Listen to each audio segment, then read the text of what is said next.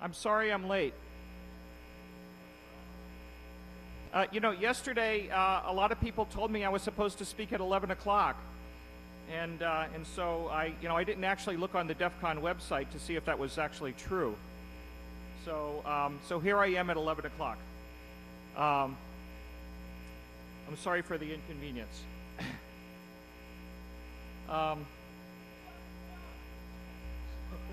Thanks.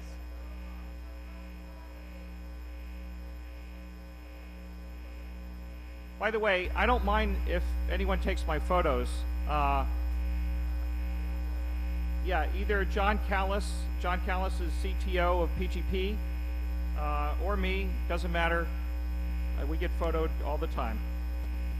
I figure I've already gotten in enough trouble with the feds, so it can't get any worse, right? All right. Let's see if this comes up. Yep. Wow, that's a little bit lower resolution than usual, but that's all right.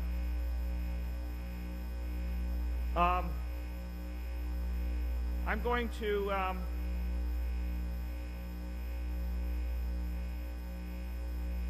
okay. I'm going to demo my new project today. My new project is Secure VoIP. I think it's about time we had Secure VoIP. How many people here use VoIP? Oh, you guys are so geeky. The early adopters. Well, for years we've enjoyed the relative safety of the public switch telephone network. I say relative safety. I'm only speaking relative to the internet. Of course, we all know that phone calls on the public switch telephone network can be intercepted, but it's a lot harder to do. You have to be like the government or somebody who's willing to physically go to a place and clip on some alligator clips, or you have to have access to the phone company or the cooperation of the phone company. But with VoIP, it's possible for somebody in Malaysia to hack into a machine somewhere and install a piece of software that will intercept all the VoIP calls on your network and organize them like a TiVo player. And so to move our precious phone calls from the sort of well-manicured neighborhood of the public switch telephone network to the sort of crime-ridden slum that is now the internet, I think would be unwise without protecting it with encryption.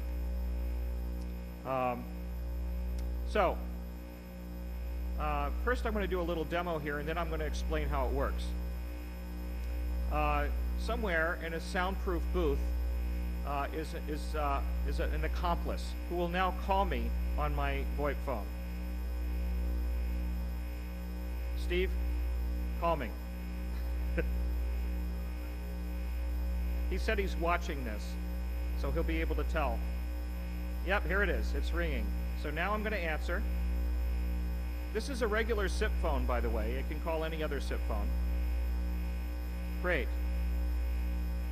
Okay. I was afraid this would happen. Let me just say, I'm going to exit and relaunch. I'm using an open source VoIP client, and then I added crypto to it. And so there are some issues with the open source VoIP client that I'm using.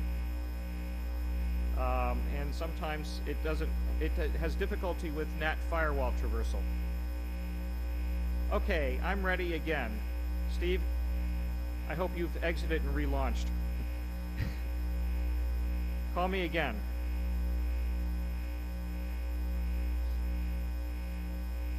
What I did was, many of you are aware of PGP Phone, a project that I did about 9 years ago. At that time, the internet wasn't ready. No one had broadband. There were no protocols that were standardized for voice over IP. SIP wasn't invented yet. Steve, you're supposed to call me now.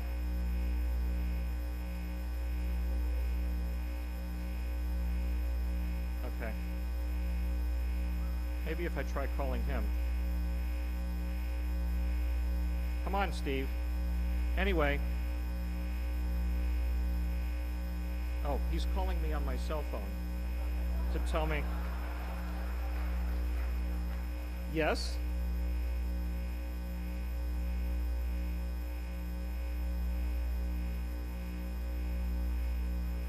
You had to reboot your machine? Oh, man. That would explain a lot. Okay. All right. Okay, I'll leave this open here. I'm going to put you on the little speakerphone. Okay. So you just yell into your speakerphone, or into your phone when you want to talk to me. Or you could just call me. Okay, well, anyway. So what I did was, back in the days of PGP phone, I had to improvise my own protocols. There was no SIP, there was no RTP. It was the beginnings of RTP at that time. They were just starting to design it, and so I had to just sort of improvise my own. And it wasn't so bad for the time, but the internet just wasn't ready. The bandwidth wasn't anywhere near as what it had to be. So it was a neglected product for many years. What? You ready to call? Okay. What? Okay. Just call when you're ready. So fast forward 9 years, and now the internet is ready for this. Maybe this is not ready, but so there's still some NAT firewall traversal things in the open source VoIP client. I'm using an open source VoIP client called Stum, which is written, oddly enough, in Python. And so we had to write our crypto in Python. It's kind of a new experience to do that, to do a secure phone in Python, or any kind of SIP phone in Python. And so there's some problems with that. So this is why, see, I didn't feel I was ready for this, but Nico Sell persuaded me to unveil this at the Black Hat conference, and I said, no, I'm not ready, and so she kind of, kept pushing me to do it until finally I had to do it because the press started. What? Yeah, well, it's not. I would notice if it was.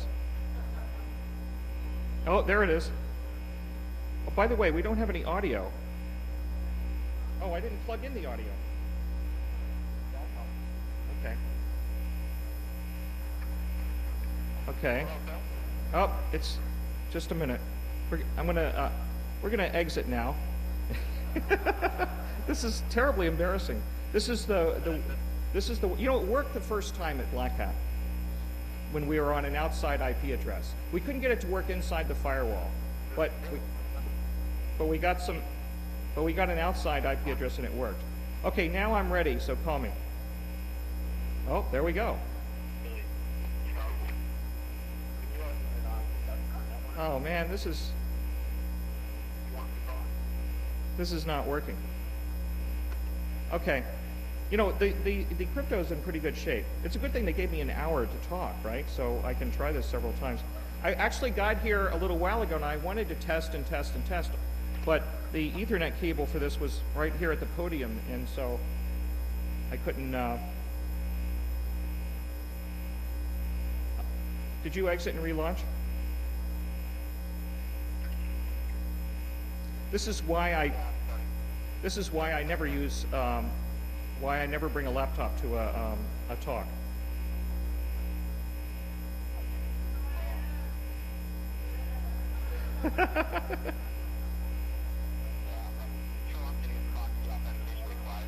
All right, I'm going to abort this. I'm just going to explain how it works. Goodbye. Okay. Okay,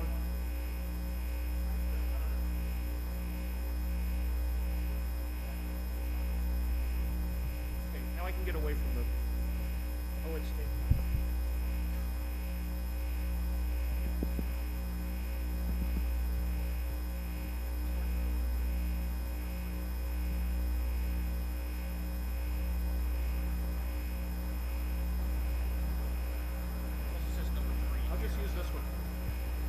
Okay.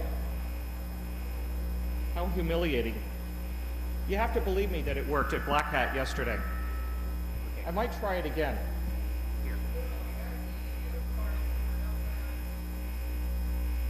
Oh, yeah? It's tempting. If you want to bring it up here, maybe we can try it again. But do you have broadband? Okay, that's pretty impressive. All right. I looked at various other protocols that are currently being considered for secure VoIP.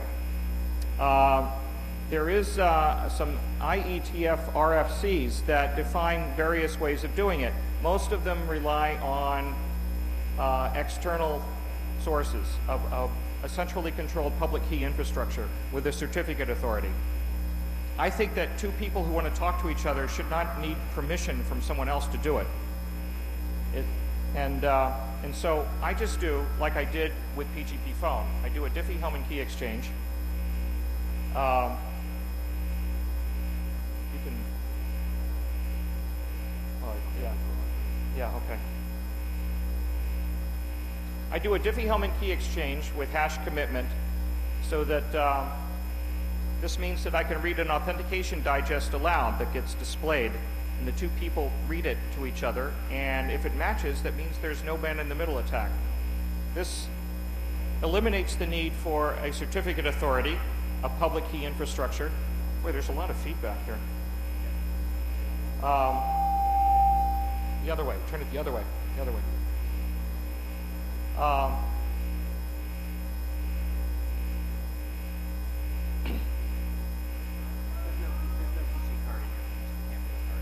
Oh, yes, I'm using a Macintosh for security reasons.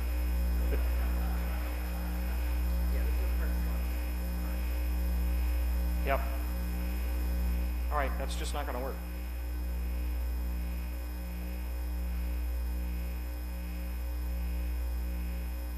There are other approaches that don't use a public key infrastructure necessarily, but they send SIP packets that use TLS connections, and they put the key for the session key right there in the SIP packet, not encrypted. They'll just send that, but they'll send it through a TLS connection. The problem is it's going through multiple TLS connections from server to server to server, and each one of them, it's decrypted, and then re-encrypted in another TLS connection. So that means that each of those servers has access to the session key and is in a position to compromise the call. There's another scheme. That actually takes the session key, encrypts it as an SMIME email message, and sticks that into the SIP packet and sends that to set up the call. And the other side receives it, decrypts it like it was a piece of email, extracts the session key, and then uses that. To use an email encryption standard, I mean, it's bad enough they're not using PGP for that, right? But even if it was PGP, I would still be complaining, because it's just the wrong approach. You don't send an encrypted email to somebody to set up a phone call. It just doesn't, it feels wrong. And not only that, but it means that at the end of the call, you have persistent key material around that you can use to retroactively reconstruct the call. If somebody intercepted the call and recorded all the packets, they would be able to decrypt them after the fact if they could somehow later obtain the key that was sent through the SIP packet. In other words, it doesn't have perfect forward secrecy. Well, I just can't imagine designing a secure phone that doesn't have perfect forward secrecy. Let's see, there's another one that has self-signed certificates, but you have to use a trusted server to get them, or you don't know who they are, and it could be a man in the middle. So all of the other schemes that I looked at have problems. And almost all the problems come from trying to get somebody else involved in setting up a secure call between Alice and Bob. And it just seemed the wrong approach. So with my approach, just the two people are involved. It doesn't use anything involving another external server. It doesn't send anything in the SIP packet that relates to the crypto. Of course, it uses SIP to set up the call, like any SIP phone. but not to set up the encryption, not to set up the key agreement. Instead, you get the SIP call started, and then the RTP packets start flowing, and then it inserts a Diffie-Hellman exchange in the stream, gets the key agreement, and then starts encrypting it using SRTP, Secure Real-Time Protocol. You know, when I first started working on this, I thought I was going to have to encrypt my own packets with my own protocol, like I did with PGP Phone, but I discovered something called Secure RTP, or SRTP, and I read the spec for it, and it looks a lot like PGP Phone. It encrypts the packets in a manner that is nearly identical to the way it was done in PGP Phone 9 years ago, and I thought, this saves me a lot of trouble. I was going to do it this way already. So I'm going to use SRTP. So this is actually one part of the protocol that is predefined in an RFC. But I do one more thing that I did not do in PGP Phone. At the end of the call, I erase all the keys, but I keep a hash of the shared secret that we used. I keep a hash of it around for the next phone call. And then when the next phone call happens, I do a fresh Diffie-Hellman key exchange like I do with every call, but I also take one more step and mix in the retained shared secret from the last phone call.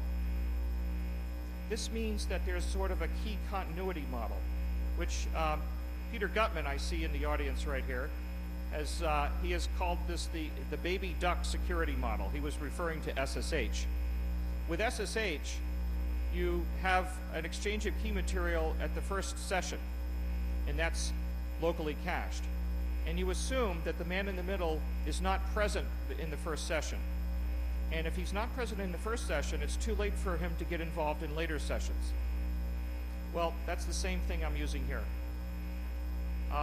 So remember when I said about reading reading the hash aloud? You unfortunately can't show it to you.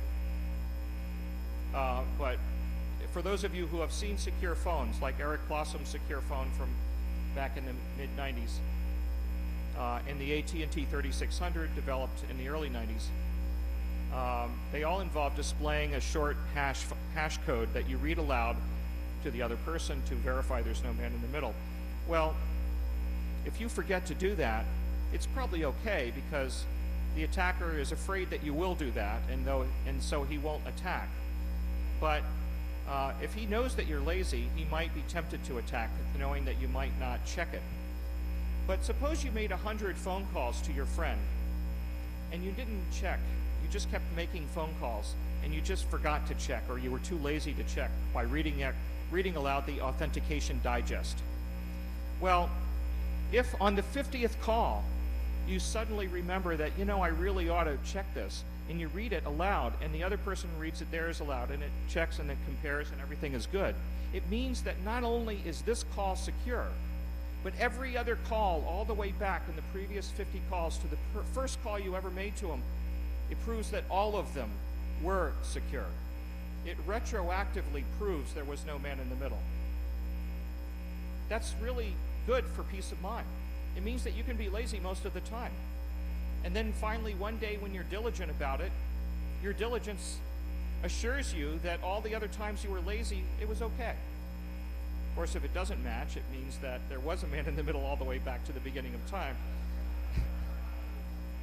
That's a real oh shit moment, you know.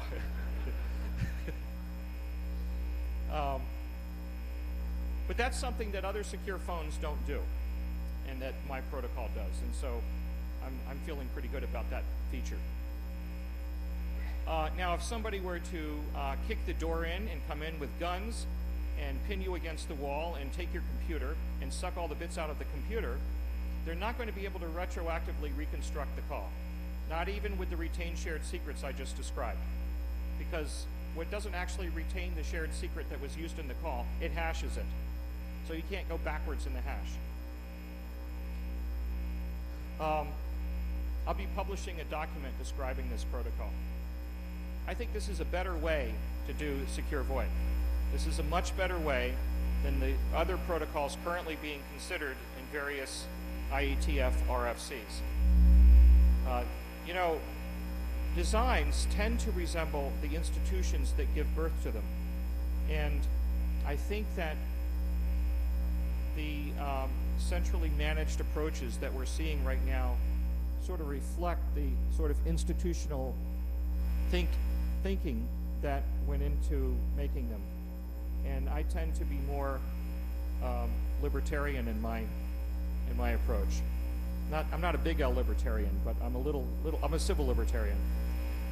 But it's not only my political instincts, it's also, from a design perspective, simpler. To add a certificate authority to a SIP server adds immense complexity. We've seen many companies go bankrupt in the 1990s trying to build public key infrastructure. There are companies that tried to create the technology for building certificate authorities. Those companies are now bankrupt. And sure, you can explain some of that by saying the internet bubble burst, but I don't think it's always from that. Some of them went bankrupt just because of the difficulty of building public key infrastructure. And not only the companies that were providing that technology, but the companies that were trying to use the technology. They didn't go bankrupt necessarily, but their IT departments almost went under trying to deploy public key infrastructure. So I think that if we are to learn from our mistakes, we should stop trying to do it that way.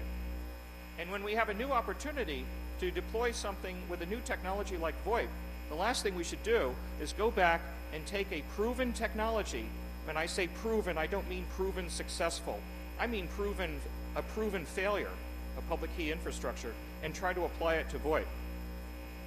And so my design doesn't do that.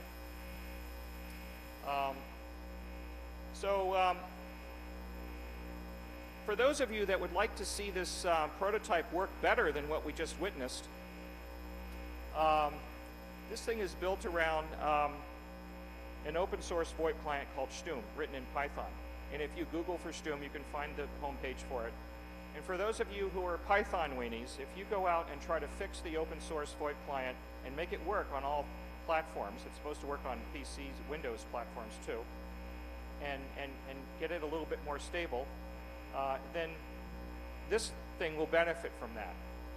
All the problems that we just saw relate to the state machine in the VoIP client, and in how they interact with a firewall.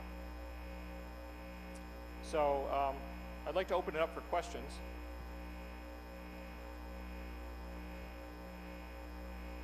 Yeah.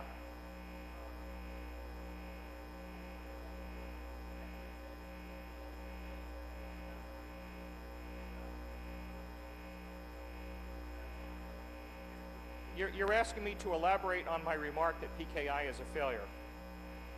Well, you know, I don't think PKI is completely a failure. I think it's actually worked pretty well for web browsers and web servers. I think SSL connections between your browser and the server seems to work pretty well. But it doesn't work that well for email. Well, the PGP PKI works a lot better for email. But you know, take SMIME. SMIME is widely deployed and is in fact embedded in a lot of Microsoft products. I mean, bundled, I should say, with Microsoft products, and yet no one uses it. Why? Because to make SMIME work, you have to have a PKI up and running already. So the activation energy is too high. With PGP, you can run right out of the box. You don't need a PKI to be running first. And I think that it would be crazy to try to burden VoIP with that same high activation energy. That's what I mean by PKI is a failure.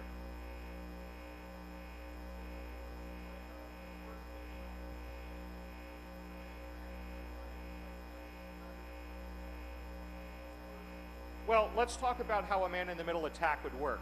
Imagine that you had, let's imagine that this was actually in a hardware phone. You had a phone on your desk that did this protocol, and you bought that phone at Walmart for $100. So imagine that your friend also has a phone like that, and you want to call, and it sets up a Diffie-Hellman exchange, and now you're talking, right? But imagine that an eavesdropper went down to Walmart and bought 2 of these phones, okay? And brought them home and set up the 2 phones side by side, and had one of the phones interposed between you and the other person, and the other phone too. So that when you're calling your friend, you're not actually calling your friend, you're calling this eavesdropper's phone right here, the one on the left. And the eavesdropper knows you're going to do this and has your friend's phone number on the speed dial on this phone here on the right.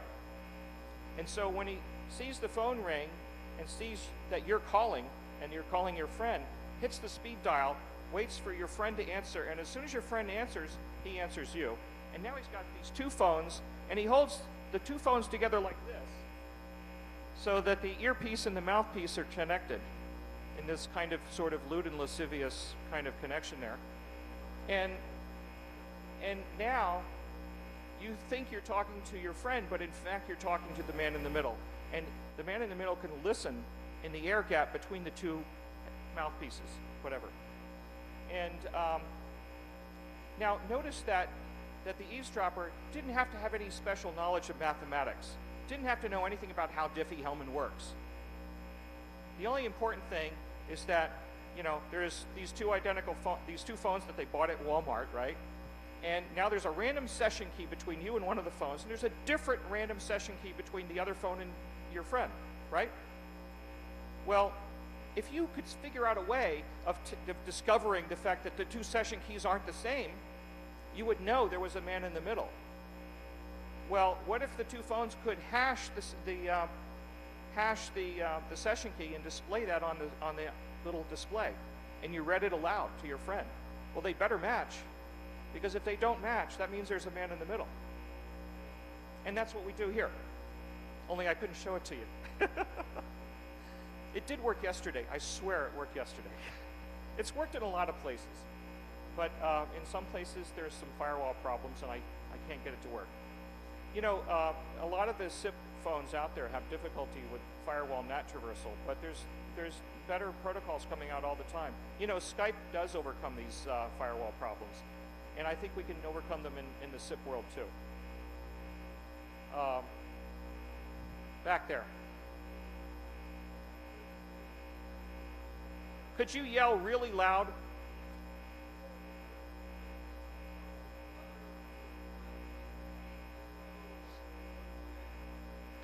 Now, unfortunately, it's written in Python, so it would have to be, you know, sort of refactored into C. The question was, can this code be ported to other open source clients? Yeah, but it has to be rewritten in C. In fact, I'm looking for volunteers to do that. I've actually got a series of products on the roadmap. You know, this is starting out just like PGP. Remember, PGP was started out as a private project without any money. You know, I paid for all this myself. Actually, I did get some help. Jeff Pulver, who is well-known in the VoIP world, put in some of his own money too. But most of it came from me paying. I hired an engineer full-time to work on it for a few months, and then, but I was paying him, you know, really very low wages. And eventually he had to take a job with a real company that paid him good money. So, so the development has slowed down. There is some development still going on with it, but it's at a slower pace. And I am going to try to start a company for this, and I'm actually talking to some investors to get some funding for this.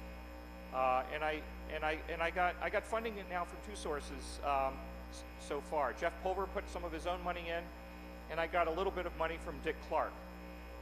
I don't mean the guy from American Bandstand, the other Dick Clark, cybersecurity czar. You know, he left the Bush White House and wrote a book on called Against All Enemies. It's a really good book, but anyway, it's too late now.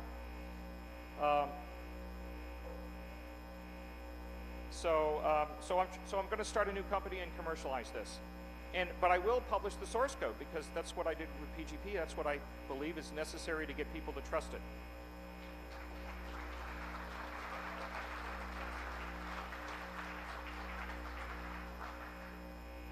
So more questions? Yeah.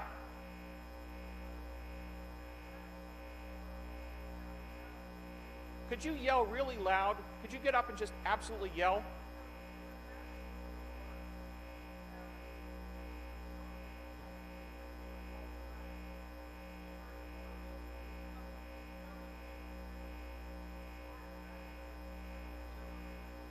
You mean the retain shared secrets?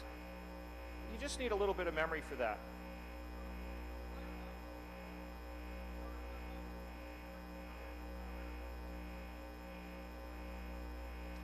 Yeah, okay, yes. You want to be able to take sort of an identity with you from one machine to another. Well, I've thought about doing that. You could put your configuration files in a USB drive and carry that around and copy it. But I don't know. I think, we'd have to do something more elaborate to do what you're talking about. Because do you really want to copy that onto a computer in a cyber cafe,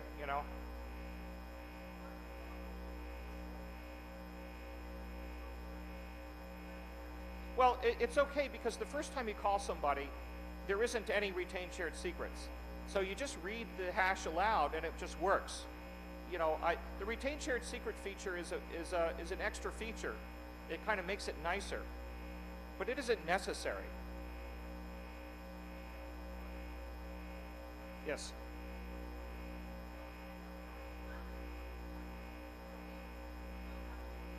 Right, yes. That's right. I'm using SHA-256. SHA-256. Yes. And for the Diffie-Hellman exchange, I'm using a 4,000-bit Diffie-Hellman.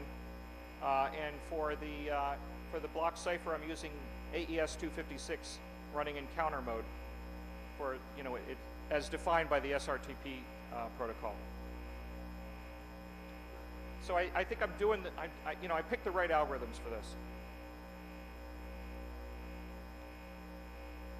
And actually, even the collision problems that we've seen in some of the hash functions, I think, are not likely to be exploitable in the particular scenario that we're using them here, even if I were using one of the weaker hash functions.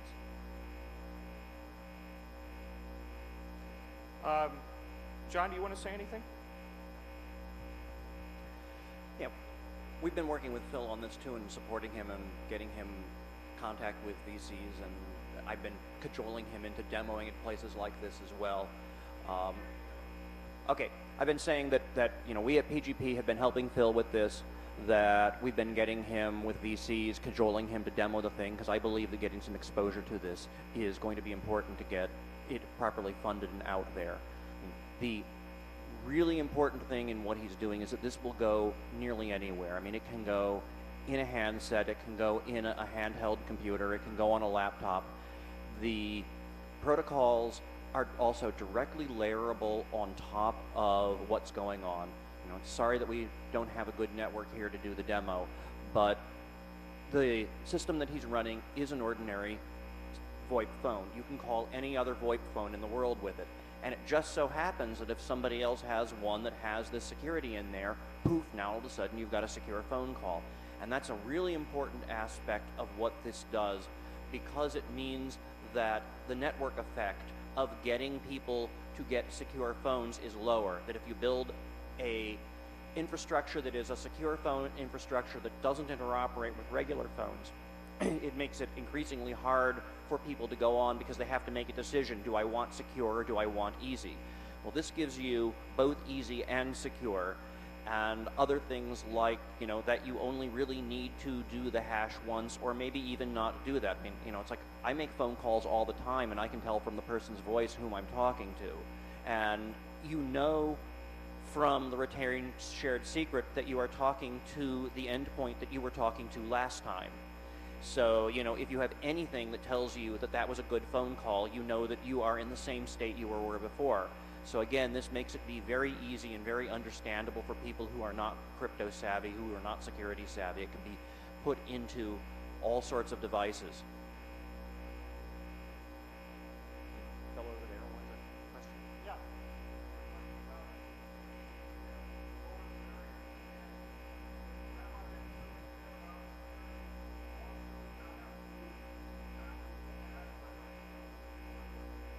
That's right. The question is, what about a non-technical person using this phone?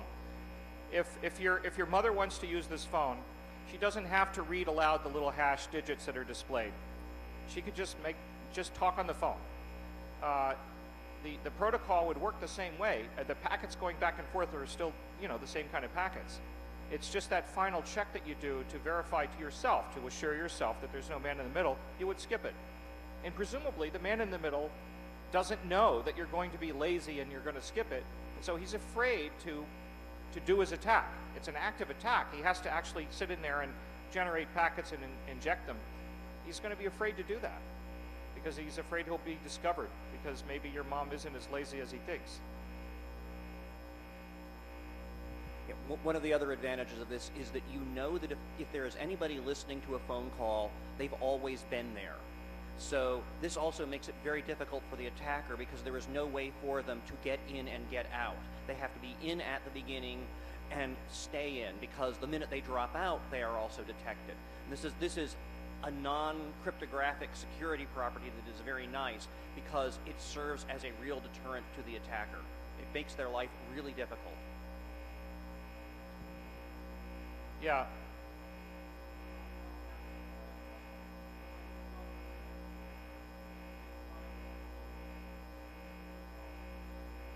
Well, you could, the question is, what happens if you try to call somebody who's using a regular POTS phone on the public switch telephone network?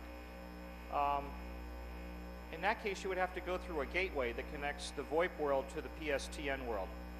And that means that you're not going to be able to make it a secure call end-to-end. Now, theoretically, at least, you could make it a secure call between your phone and the gateway where it touches the PSTN. And then that last mile, hopefully it's only a mile, would be in the clear. But that gets you across the Atlantic or across national borders. Yeah, in the worst case, it's no less secure than a regular PSTN call. So that means that the new vulnerabilities that come from being in a VoIP world have been largely solved by this. Yeah.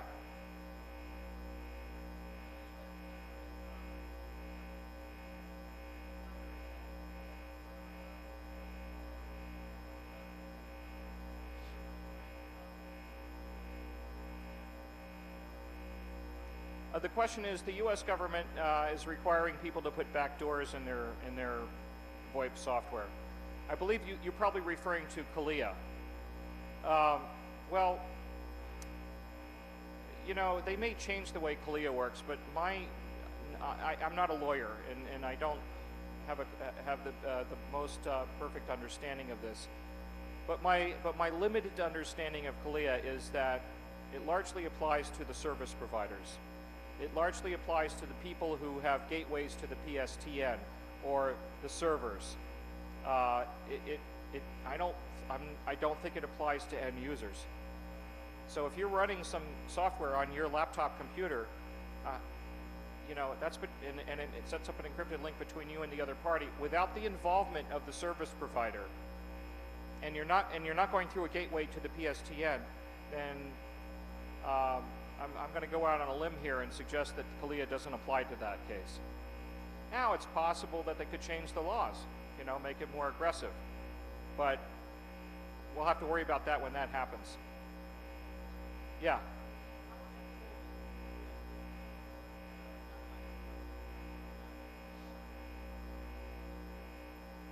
I haven't worked out the protocol to make this an anonymous system. It's peer-to-peer, you know, unless you have to go through a proxy because of some firewall problems. Yeah, if you do the anonymous part, you're probably going to sacrifice your man-in-the-middle protection. Yeah.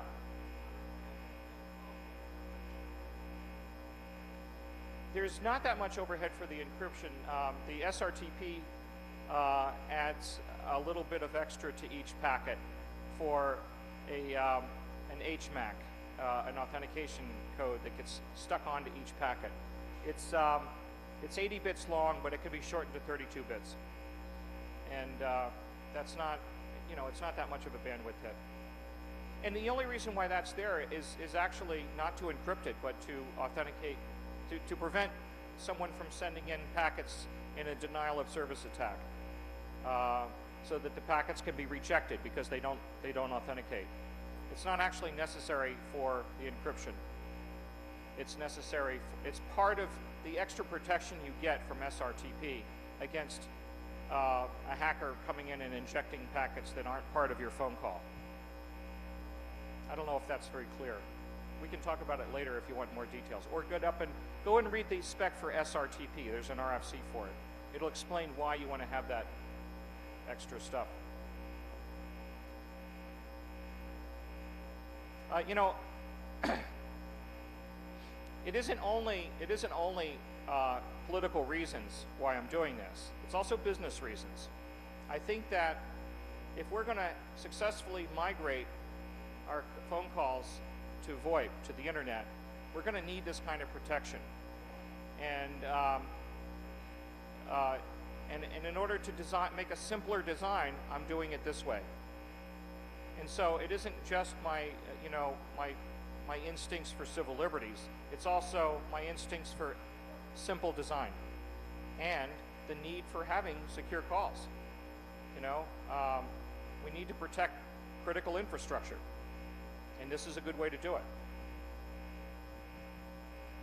That wasn't in response to any question, but I just wanted to add that. I don't want everybody to just think I do everything for political reasons. Yeah. Well, you know, the question is, what's the timing on the release of the source code? First, there has to be some source code. What you just didn't see is a demo of my prototype. It's a prototype. It's written in Python. You know, it's not the product, and it does work. I swear it works. Okay, it just doesn't work here. But what I'd want is I want a product written in C, and there isn't one. To get one, I'm going to need funding. So I don't have a timetable for that. But what I might do, a lot of people have been asking me, I've gotten a tremendous number of requests to just release the prototype for people to play with. And for that, I'm looking at, I got a whole lot of travel in August. And so I'm going to really try to get it out by the end of August. I actually considered trying to get it out yesterday for Black Hat, but I called a law office for, there's a lawyer I'm talking to about the export controls. Well, I had to file documents with the Commerce Department to tell them about it because, you know, there's still a little tiny bit of export controls left. I mean, we fought to get rid of the export controls in the 1990s, and we won. They got rid of the export controls, but there's just a little bit left.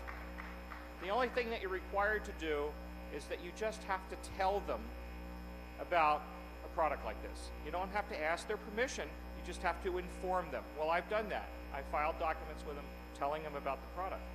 But there's one other last vestigial remnant of the export controls. You're not allowed to export it to about 6 or 7 countries, like North Korea and Iran and Sudan and, you know, those countries. They're the embargoed countries. And so to put it on a web server, I have to put in special checks to make sure that it's not being downloaded by someone in one of those countries. And I don't know how to do that. And so I couldn't figure out how to do it in time for Black Hat yesterday.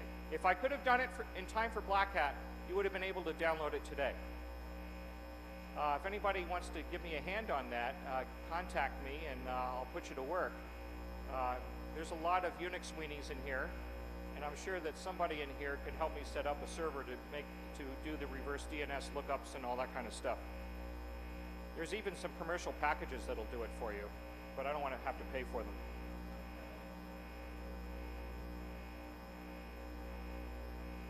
Yes? Got to yell really loud. We got this loud air conditioner and we got a lawnmower and whatever else is going on, so I can't really hear you. Conference calls. What about conference calls? Well, in order to do a conference call, you would have to do one of these calls here. Just take this exact protocol, and you'd have to do it between you and a server. And every other person who participates would all have to do it to the same server. The server would mix the audio together. And you got to trust the server also, which isn't so bad, you know. No, each person would have a different encrypted Diffie-Hellman exchange. There would be a different session key. And the server would just treat them like they were all separate phone calls and then mix the audio together and distribute it back out. That's one way to do it.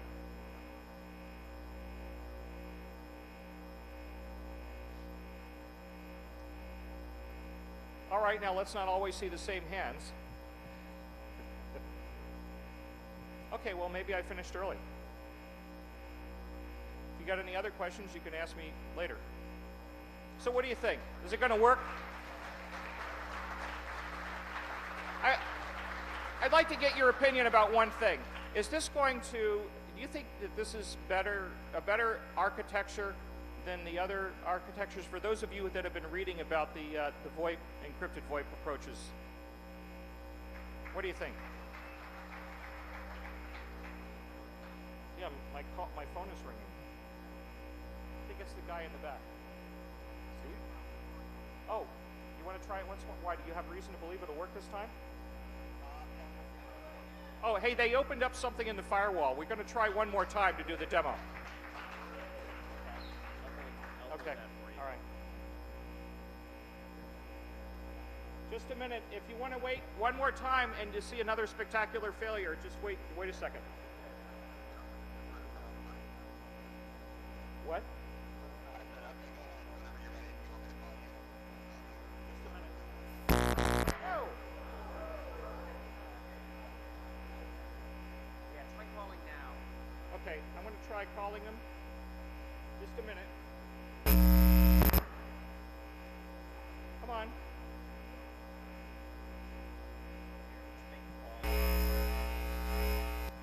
Okay, you ready? You ready?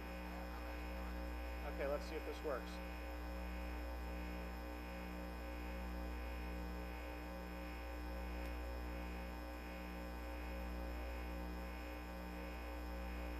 I did.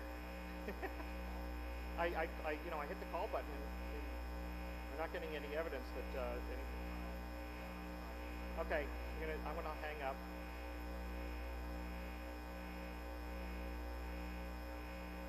Well, incoming call. Non-secure call connected. Hey, it's secure. Hey, look at that, going secure. But we have no audio. If you want to hold the microphone. Is there any audio? Can you give me some audio? Here, do it this way. Okay, just a minute. Wait. Let's try. Let's see. No audio. We're not getting any audio. Okay, what we're going to do is we're going to hold the microphone up to the little tiny speaker on here. Where's the? Okay, yell. Yell. Say something.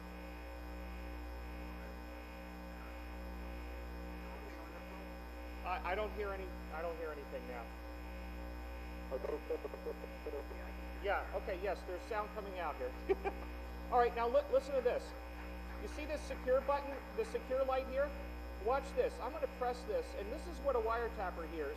This is a little Easter egg in the program. Okay? Watch.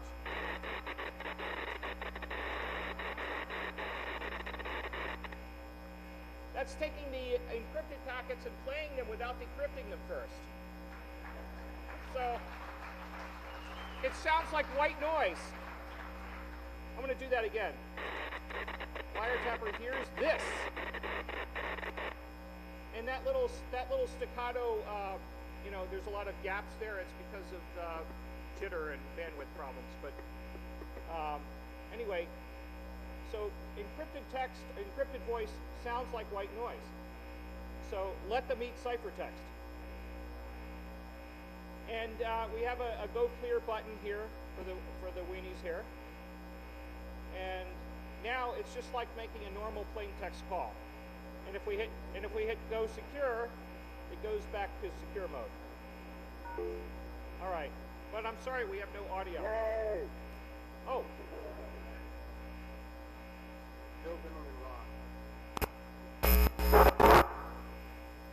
Can you give us audio? How's that working? Say something, please.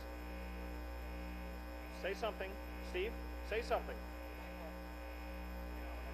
No audio. Sorry.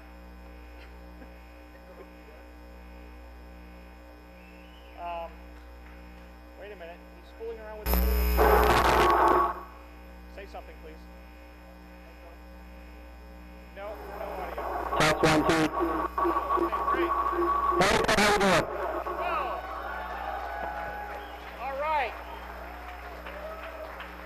Okay. So this is a secure call. Nobody can listen to this call. Say something. Hey, Phil, how you doing? You look great on TV. All right. Hey, now I'm going to click that little indicator light that says secure, and so people can hear what the wiretappers will hear.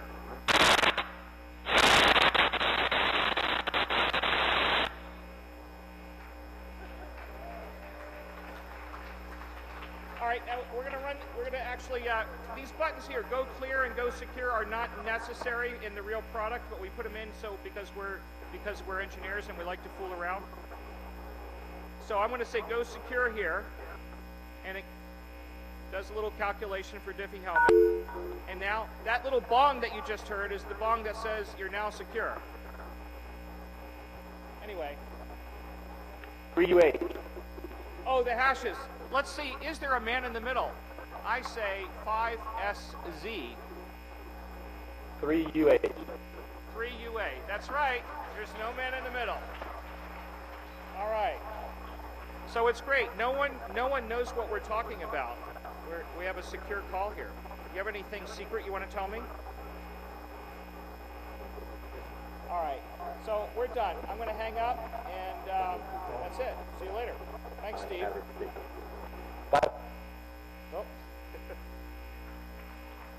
All right, finally, we got it to work. We got it to work. I told you it worked. I wasn't just making this up.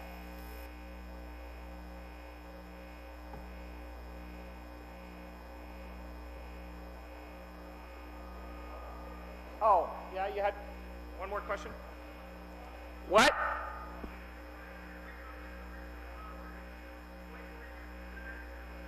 The open source VoIP we're using